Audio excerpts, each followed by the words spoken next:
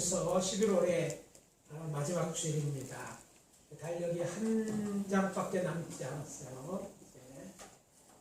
지금 우리나라 대다수의 국민들은 하나 할 것 없이 벌써 1년 넘도록 지속되는 코로나19 바이러스의 확산과 이로 인한 경제적 어려움, 또 일상생활의 이런저런 제약들로 지치고 힘들게 살아가고 있습니다.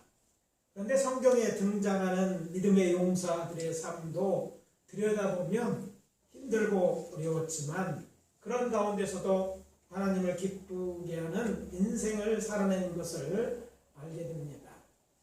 오늘 본문을 보면 다윗은 지금 골리앗을 죽인 이후에 사울의 신하 장수가 되고 공을 세웠지만 그래서 또 공을 세운 것으로 사울의 사위까지 되었으나 왕의 미움을 사게 되어 이제 현상 수배자가 되어 도망자 신상이 된 정말 그의 인생에서 가장 어려운 때를 지나고 있습니다. 그렇지만 그는 하나님을 찬양합니다. 그는 어려울 때 찬양하며 꿋꿋이 이 모든 어려움을 극복해냄으로써 하나님의 마음에 합한 자가 되고 결국에는 이스라엘의 왕이 됩니다. 따라서 저는 오늘 아침 그런 인생들의 대표주자라고 할 수 있는 다윗을 통해 우리로 하나님을 찬양함으로 세상을 이길 힘을 얻게 하려고 주시는 하나님의 메시지를 하나님을 찬양하라는 제목으로 전하고 은혜를 나누도록 하겠습니다. 본문에 들어가기에 앞서서 먼저 본문인 시편 57편의 이해를 돕기 위해서 이 시에 대한 사전 설명을 드리도록 하겠습니다. 시편 57편은 시편 56편과 함께 한 쌍을 이루는 시입니다. 그리고 56편과 같이 이 시도 다윗의 믹담시라고 이렇게 되어 있어요. 믹담시라는 것은 황금시다, 그런 내용이거든요. 황금 같은 시다, 그만큼 좋은 시다, 우리에게 그 유익이 되는 시다라는 것을 알 수 있습니다. 아울러 이제 그 부제목으로 영장으로 알다스에 맞춘 노래라고 되어 있습니다. 우리에게 좀 익숙하지 않죠. 영장이란 말은 선창자가 인도하면 인도자에 따라서 다른 사람들이 따라 부르는 노래다. 이거 혼자 찬양만 하는 게 아니라 앞에 선창을 하면 뒷사람이 따라 부르는 그런 노래였다는 것을 이 본문에서 알게 됩니다. 그리고 표제 마지막에 이 시가 쓰여지게 된 배경과 장소에 대해 언급되어져 있다는 점이 이 시의 특징입니다. 뭐라고 언급되어 있습니까? 다윗이 사울을 피하여 굴에 있던 때 이렇게 기록되어 있어요. 다윗이 사울왕을 피하여 굴로 도망할 때가 있었습니다. 언제입니까? 혹시 여러분? 성경에는 크게 두 군데가 나오는데 특별히 사무엘 상서에 언급된 두 군데 중 먼저 나온 것은 22장 1절에 언급되어 있는 것처럼 다윗이 사울왕에게 쫓겨서 블레셋 땅으로 갔다가 거기서도 생명의 위협을 느끼게 된 다윗이요 미치광이 행세를 해서 위기를 모면하여서 탈출하여 이제 그 헤브론 산지에 있는 아둘람굴로 피신합니다. 바로 이때 아둘람굴에 숨어 있을 때 이야기를 하고 있죠. 물론 여기 계속 있었던 것이 아니라 다윗은 그를 따르는 400명과 함께 이곳에서 다시 모압 미스베로 갑니다. 그렇지만 선지자 갓이 그에게 와서 너 여기 있지 말고 유다 땅으로 돌아가라는 말을 듣고 다시 위험이 도사리고 있는 유대 땅으로 돌아가서 숨은 것은 바로 유대 광야에 있는 엔게디 요새입니다.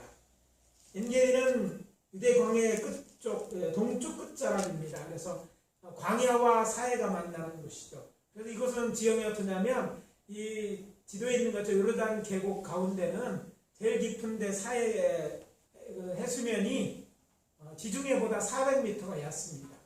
그러니까 400m가 얕으면 그 위에 예루살렘 정도가 800m니까 1200m 고지가 이렇게 높이 차가 있잖아요. 근데 이제 광야하고 유단 계곡하고 만나는 곳이에요. 마치 양쪽 벽이 벼랑처럼 이렇게 이어지는 그런 곳인데, 여기 보면 사해라는 그림 밑에 엔게디라는 곳이 이제 영어로 써놨네요. 엔게디라는 곳이 가운데 길이 이어지는 부분에 있는데, 그것은요 저 밑에 사해 어떤 사해 바닷가, 사해 호숫가에서 유대 광야 쪽으로 올라가는 절벽인데, 절벽 그 중간에 좀 이렇게 둔치처럼 생겨가지고 있는 그런 곳입니다. 근데 그곳은 밑에서 이런 계곡을 절벽으로 올라가기 위해 아주 유용한 곳이었습니다. 그 길을 따라서 유대 광야에 올라갈 수 있고, 또 엔게디에는요 그곳에 샘이 있어가지고, 그 옆에 이제 시냇물도 흐르는 곳이 있어가지고 이곳에 피했다는 것입니다. 아무튼 이곳은 절벽 중간지대이지만 이 엔게디는 절벽처럼 되어 있는데, 그뿐만 아니라 중간중간에 뭐가 있냐면 동굴이 발달되어 있는 것입니다. 여러분 우리나라에도 동굴이 많이 있는지 우리 강원도잖아요. 왜 거기 동굴이 많으면 석회암지대이기 때문에 그렇습니다. 석회암은 비가 계속 내리고 빗물이 스며들면서 구멍이 나는 것처럼, 이제 그런 구멍들도 유대의 중앙산지는요 석회암으로 되어 있어요. 라임스톤이라는 석회암으로 되어 있는데, 석회암이기 때문에 구멍들이 많이 생기게 되어 있는 거예요. 그래서 거기는 굴들이 많았고 피하기 좋은 곳이 많았기 때문에 그쪽으로, 수십 개의 동굴이 있는 그쪽으로 피하였을 때 그런 얘기입니다. 또 24장에 보면 그와 그의 동료들이 추적하는 이제 다윗의 사울왕의 군대가 이제 굴의 품에 숨어 있는 다윗의 이름을 알지 못하고 사울이 용변하러 들어가잖아요. 근데 그 굴속 깊은 곳에서 이것을 알아보고 부하들이 다윗에게 이때가 기회다, 하나님의 지금 기회라고 사울왕을 죽이자고 할 때 하나님이 기름 부은 자를 어떻게 죽이냐고 그냥 살려보낸 것, 바로 이 장소에서 일어난 일입니다. 아무튼 이런 배경을 통해서 오늘 우리들에게 주시는 첫 번째 메시지는 하나님에 대한 믿음을 찬양하라는 것입니다. 따라해 봅시다. 하나님에 대한 믿음을 찬양하자. 다윗은 하나님에 대한 믿음을 찬양했습니다. 오늘 본문의 1절과 5절 그리고 6장 11절 이렇게 두 부분으로 나눠질 수 있는데, 첫째 부분에서 다윗은요 하나님을 향한 기도로 시작합니다. 그런데 그 기도는 하나님에 대한 자신의 신앙을 노래하는 것으로 이어진다는 것이 특징입니다. 그리고 두 번째 부분에서는 그런 여러 가지 가사로 이제 하나님을 찬양하는 것을 알게 됩니다.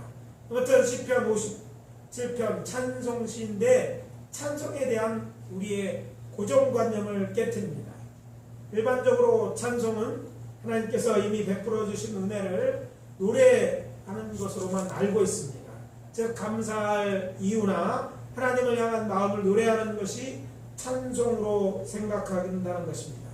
그러나 오늘 본문에서 알 수 있는 것처럼 다윗은 먼저 하나님을 향한 기도로 찬양을 시작합니다. 그러니까 곡조 있는 기도라고 하죠. 우리의 기도를 곡조에 담아서 이렇게 찬양하는 것이었습니다. 하나님의 긍휼하심에 노래로 호소하는 것이죠. 보면 2절에 보면 지존하신 하나님과 나를 위하여 이루시는 하나님께 그는 화소연하고 있는 것과 같습니다. 그래서 2절 지존하신 하나님께 부르짖으며 곧 나를 위하여 모든 것을 이루시는 하나님께로다. 하나님께서 내가 기도했는데 그 기도를 어떻게 해요? 나를 위해서 이루어 주실 것이다. 이것을 이제 고백하고 있는 것이죠. 그리고 그런 바람은 하나님께서 자신을 위하여 베푸실 것을 믿는 가운데 먼저 하나님을 찬양하는 것으로 이어진다. 우리가 기도했다고 해서 금방 기도가 응답된 것은 아니에요. 그러나 그 하나님 기도한 내용을 하나님께서 들을 걸 알고 찬송한다는 내용. 이런 걸 뭐라고 해? 돈을 이제 뭔가 돈을 빌리고 있는 거래소에서 돈을 빌려줬는데 돈을 아직 안 줬어. 그러나 줄 알고 뭐 어떤 표현은 것 같지? 하나님이 어떤 우리를 위해서 도움을 주신 것이 나타나 있지는 않아. 여전히 그는 목 가운데 있어. 어려움 가운데 있어. 그런데 그의 마음에 어떤 믿음이 생기면 하나님은 자비로우신 분이니까, 하나님은 나를 도우실 것이니까 미리 선불해서 미리 땡겨서 감사하고 있는 찬양시라는 점이 이 시의 특징이라는 것입니다. 지금 다윗이 사울을 위하여 사울 때문에 사울에게 도망을 피하여 숨은 곳은요, 유다 지파에 속해 있는 땅이었던 아둘람 굴 또는 아니면 말씀드린 것처럼 엔게디의 그 굴 중 어느 한 곳이었을 것입니다. 중요한 것은 이 두 곳 다 격리되어 있는 장소예요. 보통 사람들이 오기 힘든 그런 장소였어요. 그리고 이 땅 모두는 유다의 지파에 소속되어 있는 것입니다. 유다 지파는요, 다윗이 출신입니다. 다윗이 뭔가 하면 친족들이 있어서 도움을 줄 수 있는 바로 그곳에 지금 다윗이 머물고 있어요. 물론 이것들 모두 다윗이 양을 치면서 돌아다녀서 이 지형을 너무나 잘 알고 있는 곳이기도 했습니다. 그렇지만 이곳이 자신의 생명을 취하려는 사울의 왕궁으로부터 멀리 떨어져 있는 곳이 아닙니다. 사울의 왕궁 당시에 기브라는 곳이 있었는데 오늘날 예루살렘 성하고 아주 가까운 곳입니다. 예루살렘 성 그게 유다 지역이잖아요. 그리고 잘 아는 것처럼 사울은 베냐민 지파 사람입니다. 그러니까 이스라엘 12지파가 이스라엘 팔레스타인 땅을 나누어서 거주했는데 바로 유다 바로 옆에가 베냐민 지파고 바로 베냐민 지파의 기브아 성읍이 수도였어요. 그러니까 왕이 생각할 때 사울의 군대가 있는 사울의 왕인 기브아에서 바로 여기 아둘람 굴이나 유대 강야 끝에 있는 엔게디는 그리 멀지 않은 곳이었다는 거예요. 즉 불과 빠르게 하면 하루 이틀 사이에 도달할 수 있는 거. 군대를 천천히 몰고 오래도 며칠이면 당도할 수 있는 그런 곳이에요. 그러니까 나름 어떻게 생각하면 이 다윗의 입장에서는 자기 친족들이 있는 곳이긴 하지만 언제든지 사울왕에게 어떤 그 소식이 들어서 사울이 군대를 파견하면 쉽게 자신의 얻는 곳까지 올 수 있는 그런 곳이었어요. 하지만 또 이것은 또 어떤 문제가 있으니까 아둘람 굴에 숨어 만약 누구를 친족들이 돕는다고 생각하면 그건 오해였어요. 왜냐하면 우리 성경을 알지만 유다 지파에 속해 있지만 유다 지파 사람들은 지금 도망다니는 다윗을 이제 돕는 데에 위협을 느끼고 있었습니다. 왜 그랬습니까? 우리 성경을 잘 읽으신 분들은 아시겠지만 사울을 피해서 다윗이 도망갈 때 잠시 들린 곳이 노베에 있는 제사장이 있는 곳이 아니겠습니까? 이게 노비라는 곳에 제사장들만 이곳에 갔는데 그곳에서 있는 제사장이 다윗을 좋게 생겨 다윗과 다른 사람들의 먹을 것을 주고 칼을 내어주고 막 이렇게 했어요. 근데 이 사실을 누가 알게 됩니까? 사울이 알게 되어서 가가지고 그것을 어떻게 됐는지 물은 다음에 어떻게 했습니까? 군사에게 명령해서 그곳에 있는 제사장, 희혼을 입은 자, 그러니까 즉 제사장의 실제 일을 하는 85명과 그 성읍되는 남녀노소, 심지어는요 양념소, 소까지 전부 죽입니다. 그러니까 무슨 경고입니까? 만약 다윗이 도망가서 돕는 사람들은 다 이렇게 만들어야겠다. 이런 내용인 거예요. 친척들이 이기 때문에 도우려고 했다가 이게 이제 다윗은 그냥 도망가 버리기만 하면 도왔던 그 사람들은 다 죽을 수 있는 그런 위기에 처해 있는 거예요. 바로 이런 형편 가운데 그가 하나님 앞에 기도하는 것입니다.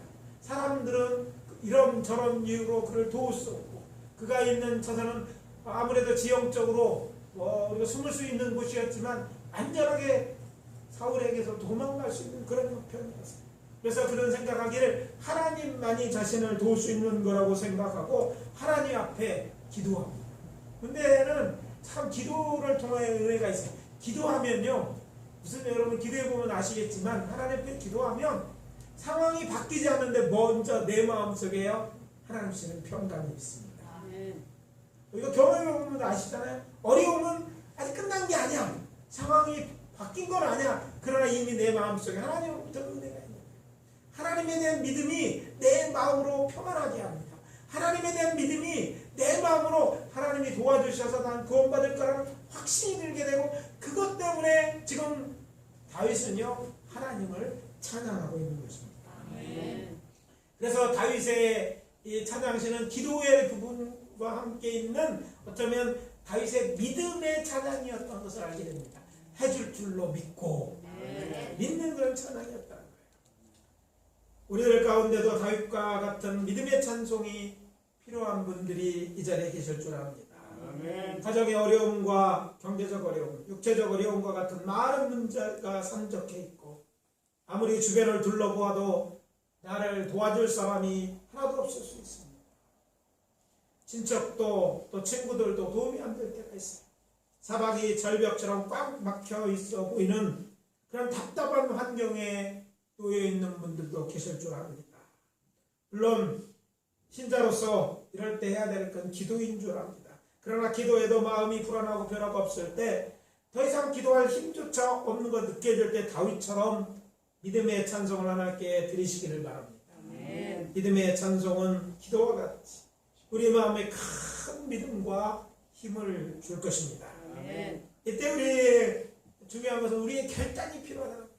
그냥 나는 안 돼, 실패하고 신세는 한탕하고 있을 것인가, 아니면 하나님밖에 없다 이렇게 생각하고, 그래 내가 뭐 형편은 뭐 변하지 않더라도 내가 이제 어려운 거 뭐 고민한다고 상황이 안 바뀌니까 이제 하나님을 찬양하겠다, 이렇게 한 7절처럼 다윗처럼 이렇게 했으면 좋겠다는 얘기죠.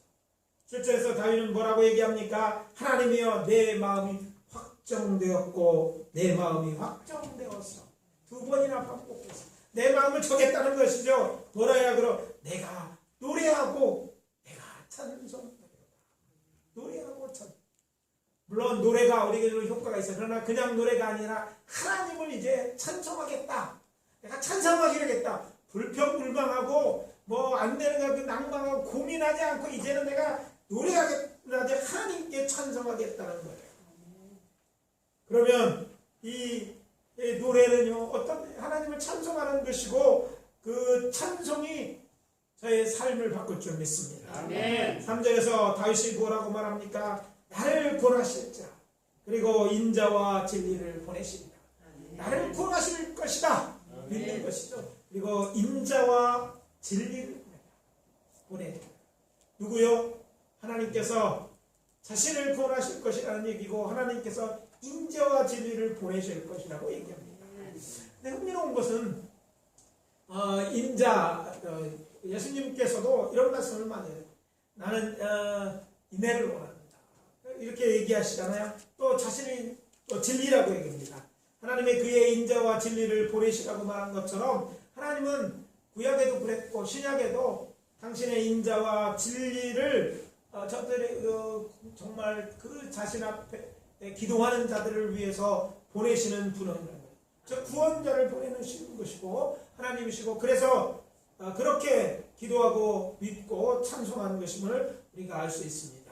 그래서 9절에서는 마치 일이 다 성취된 것처럼 찬양합니다. 주여 내가 만민 중에 주께 감사하며 열방 중에 주를 찬송하리라. 아니 상황은 변하지 않았는데 이 믿음이 생기니까 될 줄로 믿고 이렇게 기도합니다. 마치 자신이 기도가 이루어진 것처럼 감사하며 찬양하는 다윗, 이것이 다윗의 신앙이요 우리가 가져야 될 신앙인 것입니다. 사랑하는 성도 여러분, 하나님의 사랑하심과 그분의 능력을 믿으십시오. 아멘. 하나님의 구원의 약속을 믿으십시오. 아멘. 찬송 중에 예수 사랑하심은 성경에 써있네, 날 사랑하심 성경에 써있는 이런 찬송이 있잖아요. 이렇게 다윗처럼 하나님이 나를 도울 거는 믿음을 가지고 하나님을 찬송하고 하겠다고 마음을 정하고 찬송하면 정말 여러분이 찬송하는 대로 놀라운 역사가 나타나는 것을 알게 됩니다. 아멘. 적어도 은혜와 진리에 풍성하신 하나님이십니다. 아니 더 나아가서 요한복음 1장 14절에는 우리가 그의 영광을 보니 아버지의 독생자의 영광이요 은혜와 진리가 충만하더라. 예수님이 그러셨어요. 예수님은 진리잖아요. 구원자를 보내시는데 은혜가 있는 구원자, 그리고 진리인 구원자를 보내시겠다는 그런 고백이고, 또 그렇게 예수가 그런 분이라는 것을 이것을 요한복음을 통해서 밝히고 있는 것입니다. 하나님께서는 구원이 필요한 우리를 위하여 구원자 예수님을 보내셨습니다. 성탄절은 하나님의 아들이 이 땅에 오는 것을 피크닉 오신 게 아니에요. 뭐예요? 우리를 구원하시기 위해서 이 땅에 오신데, 하나님으로서는 우리 구원하시기에 적당하지 않기 때문에 우리의 죄를 지기 위해서 친히 인간이 되셔서 이 땅에 오셔서 우리의 구원자가 되십니다. 그분은 진리고 그분은 인자의 하나님이십니다. 그래서 우리가 그것을 믿는다면 다윗처럼 우리의 좋으신 하늘 아버지를 믿고 주 앞에 찬송하시는 저와 여러분이 되어야 될 줄 믿습니다. 아멘. 마음의 평화 없고 찬송이 생기지 않는다면 한번 이렇게 생각해 보십시오. 내 문제가 해결 안 된다고 칩시다. 그렇다면 결국 이 세상에 있는 제일 끝이 무엇입니까? 죽기밖에 더 하겠어요. 근데 설령 죽더라도 예수 안에 죽을 것인데, 누구나 다 한 번은 죽는 것 아닙니까? 죽음 뒤엔 뭐가 있어요? 우리에게는요, 영생이 있습니다. 죽음으로 끝이 아니에요. 모든 사람들이 착각하는, 알고 있는 사람도 일부 있지만 모르는 것은 죽으면 끝이라는 거예요. 근데 참이 아닙니다. 죽은 다음에 다시 사는 일이 있습니다. 한 사람은 영생에 들어갈 것이고 어떤 사람들은 영불에 처해질 것입니다. 중요한 것은 이 구원을 주장하시는 분이 여호와 하나님이시고, 또 우리는 예수 그리스도 안에서 한 번 이미 죽었기 때문에 둘째 사망에 들어가지 않을 거예요. 그러니까 우리가 최고 안 돼도 이 세상을 혹시 잘 안 돼서 떠난다 하도 천국 갈 것이고, 천국이라는 것이 무엇입니까? 영원한 우리를 위한 낙원에 들어가 사는 거 아닙니까? 에덴 동산이 첫 번째 낙원이었다면 성경은 이 낙원 말고 새 예루살렘이라는 낙원을 믿는 자를 위하여 준비하신 줄 믿습니다. 아멘. 이것을 보고 우리가 믿고 우리를 문제에 메워서 불평불만하고 얼굴 찌그리지 말고 가슴을 펴고 하나님을 찬송하며 여러분이 믿음으로 신앙생활 하시기를 예수 그리스도 이름으로 축원합니다. 아멘. 믿음으로 노래해야 되겠습니다. 여러분 마음에 먼저 그 평강이 임할 줄 믿습니다. 아멘. 두 번째, 하나님을 찬송하라. 따라해 봅시다. 하나님을 찬송합시다. 하나님을 찬송합니다. 다윗은 하나님을 찬송하되 이렇게 말합니다. 새벽부터 찬송하겠다. 이렇게 말하고 있어요. 봉독한 본문 8절 9절입니다. 내 영광아 깰지어다. 수파야 비파야 수구마 깰지어다. 내가 새벽을 깨우리라. 주여, 내가 만민 중에 주께 감사하오며 열방 중에 주를 찬송하리라. 이렇게 말하고 있습니다. 내가 무엇을 깨운다고요? 새벽을 깨운다. 이렇게 얘기했어요. 그렇다면 이 말이 어떤 말입니까? 새벽부터 찬양하겠다는 거예요. 지금 다윗의 처지를 생각해 보십시오. 사울왕을 피해 어디 숨었어요? 굴에 피해 숨어 있는 거예요. 굴에 숨는다는, 눈에 안 보이는데 숨는다는 얘기예요. 발각되면 큰일 날 것이 뻔한데 그곳에 숨어 있으면서 새벽에 뭐예요? 기도는 물론이거니와 찬송하겠다, 내가 찬양하겠다, 이런 말이죠. 상식적으로 보면 도망자인 다윗은요, 낮에는 사람 눈에 띄지 않도록 굴 속에 숨어 있어야 하고 밤에는 쥐죽은 듯 조용히 있어야 하는 것 아닙니까? 새벽에 부석거리는 쥐소리도 잘 들리기 때문에 우리말에 아주 조용히 하는 말을 할 때 쥐죽은 듯하다, 이렇게 이런 쥐죽이 있다는 그런 말을 쓰지 않습니까?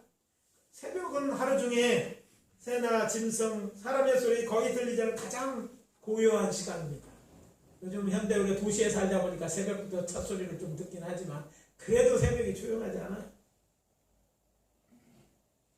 그래서 새벽에 떠드는 소리, 그것도 톤을 높여 부르는 소리나 악기 소리는요, 아주 멀리까지 들리는 거예요. 그런데 다윗은 지금 빗파치고 수금 타며 노래를 부른다는 거예요. 그렇게 찬송하겠다는 말하는 것입니다. 다윗은 자신이 죽고 사는 것이 사람에 의해서가 아니라 하나님의 주관하신 걸 믿고 사람 눈치 보지 않고 담대하게 내가 이른 아침부터 하나님을 찬송하겠다고 이렇게 결단한 것입니다. 그리고 다윗은 이 말을 함에 있어서 먼저 이렇게 얘기합니다. 내 영광아 깰지어다. 이렇게 얘기합니다. 다윗이 내 영광이라고 했는데 이 말에 오해 없으시길 바랍니다. 왜냐하면 이 말은 우리가 쓰는 영광, 하나님께 영광 돌린다는 그런 말로 오해할 수 있기 때문입니다.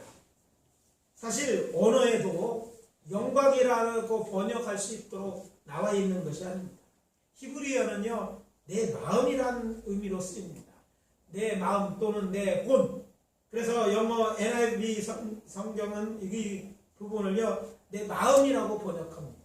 마음에 깨지라. 훨씬 이해가 쉽죠. 영광이 뭔지 잘 모르잖아요. 그렇지고 또 RSV라는 그 성경은 My Soul이라고 해서 내 혼아 깨지어다 이렇게 설명하고 있어요. 그런데 우리 성경은 영광이라고 보는데 왜 헷갈리게 했나 생각해 보면 이 단어는요, 이렇게 번역한 것은 문제는 우리 그 한글 개혁 성경은 미국에 있는 킹 제임스 버전이라는 성경을 기초로 하고 있어요. 근데 킹 제임스 버전에 뭐라고 번역했냐면 글로리라고 번역한 거예요. 영광이라는 단어를 그대로 갖다 쓰다 보니까 이제 번역했는데 문제는 그렇게 번역하고 그런 의미로 번역된 곳이 있어요. 근데 그것이 하나님께 영광 돌리는 거 영광하고 자기 자신을 얘기할 때 그 영광이라는 늘 혼돈이 있기 때문에 교정해 드립니다. 아이가 읽을 때 아예 이것은 좀 바꿨으면 되겠어요. 킹제임스 버전을 이유가 있겠죠. 그러나 우리 다르게 표현할 수 있어요. 자기를 높인다. 글로리라는 말 속에는 자랑한다. 이런 말도 포함되어 있기 때문에 꼭 사용하지만 우리 신자들이 영광이라는 말할 때는 하나님에 대한 영광에 먼저 생각하기 때문에 내 마음으로 쉽게 그냥 원어에 쓴 대로 내 마음아 깰지어다. 아니 내 혼아 깰지어다. 새벽에 다 깨잖아요. 깰지어다. 이렇게 번역하면 좋을 것 같아요. 아무튼 그렇게 찬양하고 있는 것입니다. 그래서 오늘 본문을 읽으면서 세상에서 작은 권력이나 위급을 떨며 눈치 보는 그렇게 해서 신앙생활하면서 나약한 우리의 모습을 부끄럽게 느껴야 될 줄 압니다. 하나님을 믿는다고 하면서 하나님을 예배하는 일보다 세상 일을 우선으로 생각하고 또 작은 것에 아주 우리의 마음이 왔다 갔다 하고 흔들리는 이런 모습을 볼 때 정말 너무 나약하지 않나 생각합니다. 아니 아침 식사, 점심, 저녁 먹을 때도요, 옆에 사는 사람 보는 거 없이 하나님의 주신 걸 감사하고 먹어야 되는데 아무도 기도하지 않으면 기도하다 어떡하나 속으로 해야지. 이렇게 이런 일들이 있을 수 있어요. 좀 우리 신앙이 좀 담대할 필요가 있습니다. 하나님을 찬송하고 하나님 앞에 할 때 우리의 신앙을 분명히 할 필요가 있다는 거예요. 이런 모습, 연약한 모습 하나는 기뻐하지 않으십니다. 그래서 사랑하는 성도 여러분, 이제부터라도 숨어서 신앙생활 하지 마시고 드러내고 신앙생활 하시기 바랍니다. 아멘. 내가 드러놓고 신앙생활 하면요, 하나님의 자녀인 것이 드러나면 하나님께서 하나님 자신의 체면을 위해서도 우리에게 자신을 드러내실 것입니다. 아멘. 그런 사람들 많이 있잖아요. 애굽에서 요셉이 그걸 드러냈더니 하나님이 그와 함께 하시는 걸 사람들이 다 알게 했어요. 그래서 범사에 형통하게 하시잖아요. 다니엘에 대해서 알잖아요. 바벨론에서 그가 그냥 따라가지 아니었고 그가 신앙인 걸 드러내고 했을 때 하나님이 그가 자신의 성기를 드러내는 다니엘을 보호하시고 축복하시고 그래서 낮아진 게 아니라 오히려 하나님이 그를 높이 세우지 않겠습니까? 여러분, 하나님이 살아계신 하나님 혹시 안 믿어진 분은 여기 없겠지만 하나님이라면 여러분이 하나님이라도 그렇게 하지 않겠어요? 숨어서 그냥 믿는 것 같지 않은 신앙생활하는 내가 신자가 있고 아니면 그래도 하나님이 내 편이라고 나는 하나님 믿는 사람을 얘기하고 말씀대로 살아면 누구를 더 높여서 세우시겠어요? 하나님의 영광이 들으려면 그렇게 자신을 드러내는 자를 축복하지 않겠어요? 그래서 담대히 정말 하나님이 우리가 함께 하심을 드러내고 어려울 때면 어려울수록 더욱더 하나님을 믿고 하나님을 드러내고 찬송할 수 있게 되시기를 예수 그리스도의 이름으로 축원합니다. 아멘. 마지막으로 모든 악기를 동원하여 하나님을 찬양하라. 따라해봅시다. 모든 악기를 동원하여 하나님을 찬송합시다. 오늘 봉독한 본문을 통해서 우리는요, 하나님을 찬양함에 있어서 사람의 목소리는 물론이고 비파와 수금으로 찬양할 수 있음을 알게 됩니다. 다윗은 자신의 목소리는 물론이고 이렇게 이런 악기로 하나님을 찬양하였습니다. 비파는요, 애굽의 하프와 비슷한 공명상자가 달린 열현이나 또 12현의 줄을 손가락 튕겨내는 현악기입니다. 그리고 수금 또한 현악기로서 창세기에 보면 유발이 연주한 것이 연주하면서 사용된 아주 오래된 고도의 근동주마의 악기였어요. 우리와 같은 악기가 이렇게 많지는 않지만 그게 있는 그런 악기를 가지고 하나님을 찬양했습니다. 다윗은 이 악기뿐만 아니라 뭐 나팔도 사용하고 여러 가지를 통해서 모든 악기를 하나님을 예배하는데 찬송하는데 사용했던 것입니다. 여러분 성경을 읽어보면 알 수 있듯이 사람이 하나님을 예배하는 장소는 시대에 따라 변해왔다는 것을 알 수 있습니다. 처음에 가인과 아벨은요 하나님에 대한 제단을 쌓았는데 어떤 장소가 아니죠. 하나님이 지정한 장소가 아니었는데 제단을 쌓고 예배드리지 않습니까? 그래서 그 뒤에 믿음의 사람들은 그의 머무는 곳에서 하나님 옆에 제단을 쌓고 예배를 드렸어요. 그러다가 출애굽기 신의 광야에 되면 하나님의 말씀에 따라 뭘 져요? 성막을 짓죠. 성막을 만들고 이제 거기서 하나님을 예배하게 됩니다. 그리고 훗날은 그것이 이제 가나안 땅에 들어와서 오래된 후에는 그 성전이 되지 않습니까? 이렇게 장소가 점점 바뀌었습니다. 그런데 장소만 바뀐 것이 아니라 예배 형태도 변화가 일어났는데 하나님이 말씀하신 첫 성막 제도의 제사에서는요 그냥 하나님 앞에 제사에 따라 뭔가 제사를 어떤 뭐 다른 게 필요한 게 없어요. 말이나 특별한 게. 그런데 성전 제사에서는요 찬양과 이제 기도가 들어가게 된 것을 알게 되는데 성전에서 드리는 제사에 그러니까 하나님을 예배하는데 우리가 알고 있는 우리가 흔히 교회에 사용하는 기도 찬송이 들어간 건 바로 이때부터입니다.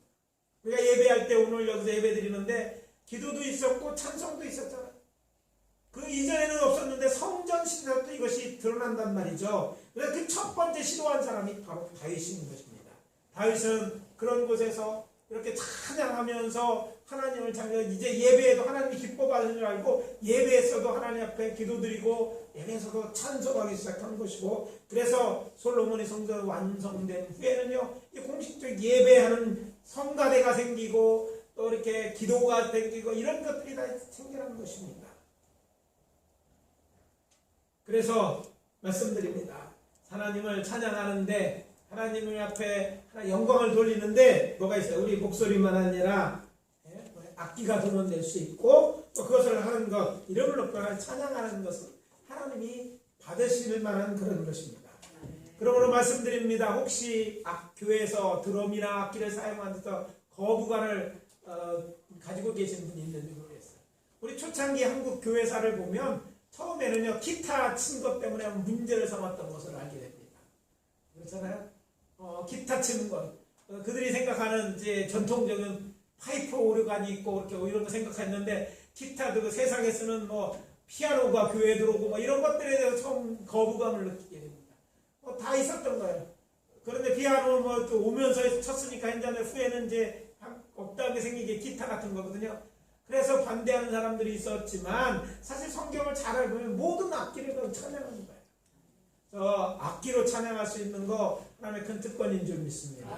우리 찬양단 이렇게 하는데 굉장히 하시는 분 수고들 하시고 이런 악기 하나님 받으실 만한 것인 줄 믿습니다. 그래서 우리가 하나님 앞에 또 이렇게 성가대로 찬양하게 되는 거 이거 하나님 앞에 받으실 만한 것이에요.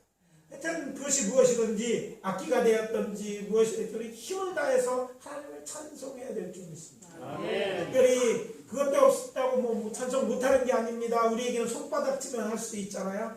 물론 예배드릴 때 엄숙히 기도 드려야 될 때가 있습니다.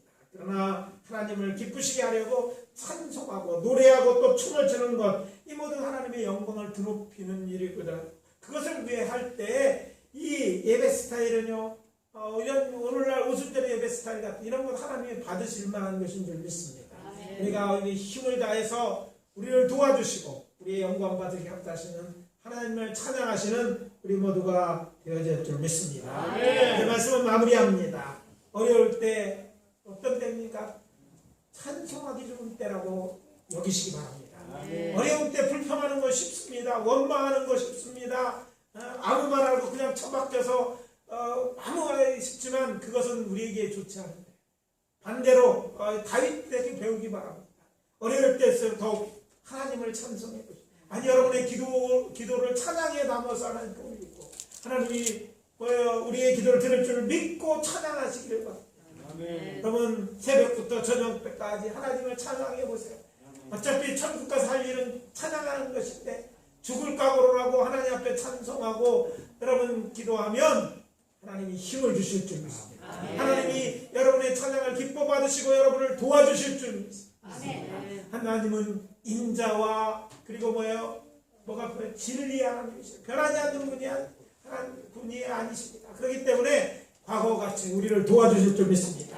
다윗에게 은혜를 주신 것처럼 우리의 믿음의 선진들에게 평안을 주시고 힘을 주신 것처럼 오늘 우리에게도 힘을 주실 줄 믿습니다. 할 수 있는 대로 우리 손바닥은 물론 목소리, 손바닥, 또 악기를 동원해서 하나님을 찬양하시며 살아가시기를 예수 그리스도의 이름으로 축원합니다. 기도하겠습니다. 아버지 하나님 주의 은혜와 사랑을 감사합니다. 오늘 말씀을 통해서 우리로 찬양의 자리로 불러주시니 감사합니다. 하나님을 찬양하는 우리가 되게 도와주시옵소서. 특별히 어려움 중에 아버지 하나님을 찬양하는 이 말씀을 기억하고 우리의 마음에 확정되고 우리의 혼을 깨워서 새벽부터 하나님을 찬양하고 또 우리의 찬양과 우리의 기도를 통해서 우리를 실망시키는 하나님을 경험하여 할 수 있도록 축복해 주시옵소서. 예수 그리스도의 이름으로 기도합니다. 아멘.